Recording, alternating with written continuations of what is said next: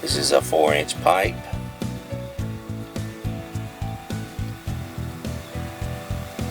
With a 1.5-inch cup, net cup, net pot, whatever you want to call it. Been experimenting on how to. I'm going to build this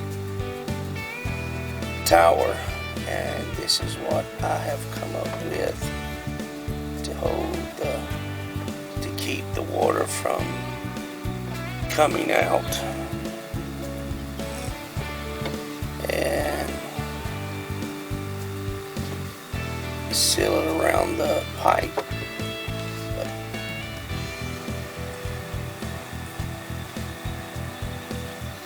So stay tuned for this build.